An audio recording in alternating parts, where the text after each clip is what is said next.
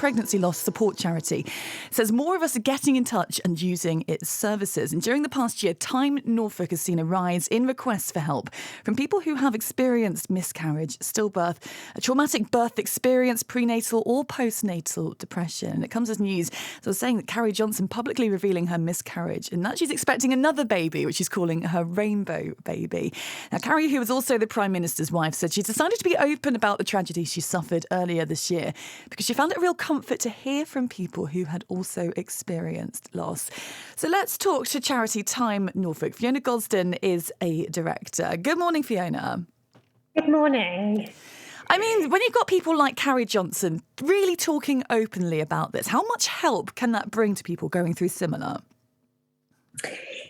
Yes, it shows that we can be open about this. I think it takes a certain amount of courage to share that. And so it does help to bring people forward, perhaps, if they've been through a miscarriage, however long ago that perhaps there are their feelings that they want to talk through. I think what's fantastic about the work of TimeNorfolk is we don't always want to talk about miscarriage with many people. It's quite a personal issue for some people. So having a safe space through the supported sessions at TimeNorfolk gives somebody a really safe and confidential space to talk one-to-one with one of their practitioners. And why do you think it is still quite a taboo subject and just a difficult one to start that conversation for? Because I know, as you say, it's so personal, isn't it? And the circumstances are always very, very different in every situation. But, being able to open up that conversation, why is it so hard? I think because it is sharing emotions and it's a complicated grief. It's hard to talk about. It can affect other people. And although we know 1 in 4 pregnancies sadly ends in a miscarriage, it doesn't make it any less painful. So I think people are nervous to talk about it because it's something that can affect other people, and perhaps they may not know how to work through those feelings themselves, and that is understandable. And it's really difficult because, I've been talking to someone I know recently that's had to go through this and has been absolutely heartbroken by the whole thing. And just, I think for her as a woman, she was just sort of like, well, what's wrong with me? What have I done wrong? How do I process this? Why was I not better? And you can really sort of turn it internally towards yourself, can't you? And sort of just really beat you up over something that, isn't your fault. And unfortunately, these things do happen. And the more we talk about it, it sort of feels more normal. And I was saying to her, we were in a room with sort of a group of women the other day, and I said, actually, I'm not going to point names, but actually, I know most people in this room have lost a baby at some point, and it's been really hard for them too. You're not alone through this. And actually, just being able to be told that and knowing that it's not you and you're not the only one here, sometimes they can feel a bit better, can't it? To know actually, this can happen, and it doesn't detract from the fact that it's hard, but it's sort of just being able to share those experiences can really help, can't it? Absolutely. Feeling alone is very common when you have lost a pregnancy, and sharing it can just lighten the load. And I think as well for you, so talk to me a little bit about Time and the work you do. So how long have you been going as a charity, and how do you support people? Yeah, so we've been going as a charity for many years now, and we really support people by having support available with bereavement support to have up to 16 sessions with one of our volunteer practitioners and to work through the grief that they are experiencing. So we have face-to-face support available across our centres in Norwich, Great Yarmouth and Kingston. And also during the pandemic, we've found that a hybrid approach really works. So we do online video or telephone sessions as well as face-to-face, whatever works for the client.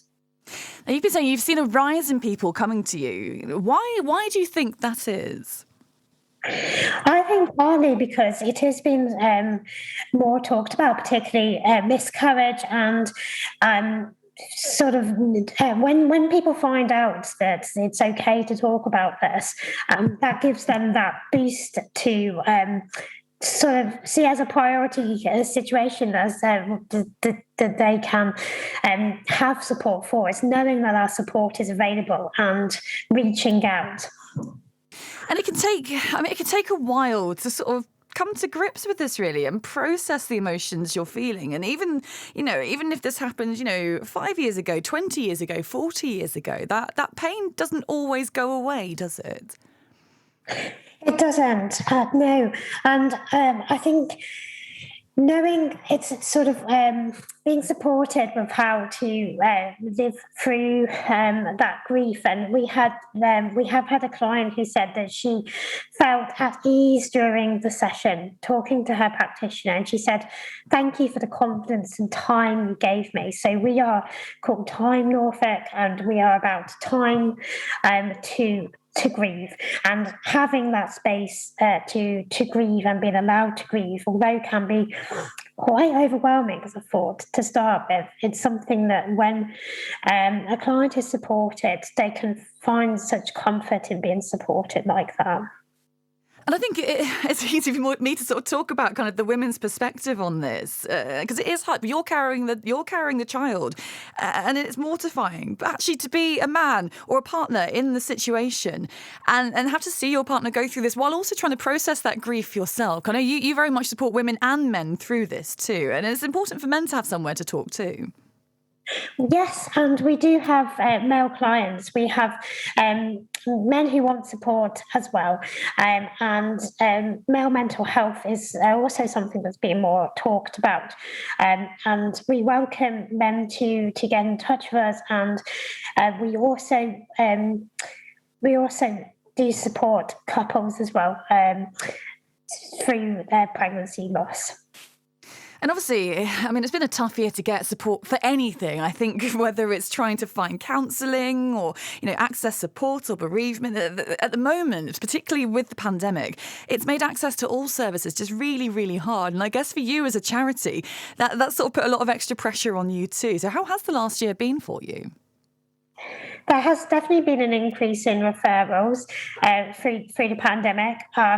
We have been adaptable with the making sure that our sessions are safe whilst being online, and in some ways it has meant we can offer more support because clients and practitioners are being adaptable with working online, and that works better for some people rather than face-to-face appointments. So we are continuing with some appointments being online, which is working really well. We're currently supporting 52 clients, and we hope to be able to support more clients as they come forward.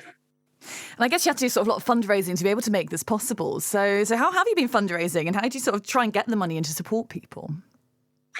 Yes, well, we rely on donors as well as we had a fundraising. We had a fundraising event yesterday at the Bishop's Garden Party in Norwich, which was fantastic. And what is fantastic about having a fundraising event is it just creates conversation as well.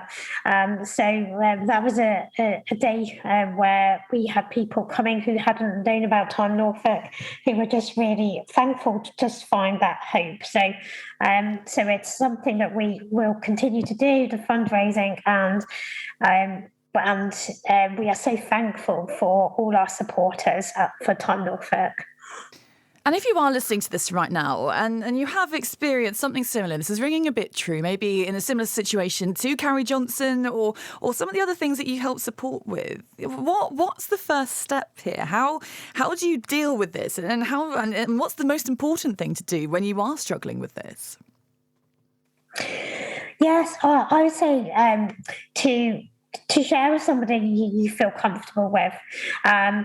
It can be difficult to talk about pregnancy loss for some people with their family or friends, and you may want just a completely confidential space to talk. So if you would like to, I would suggest getting in touch with us through our website, timenorfolk.org.uk. Oh, Fiona, well, thank you so much for giving up your time this morning. Really do appreciate it. It's Fiona Gosden, director of the charity Time Norfolk.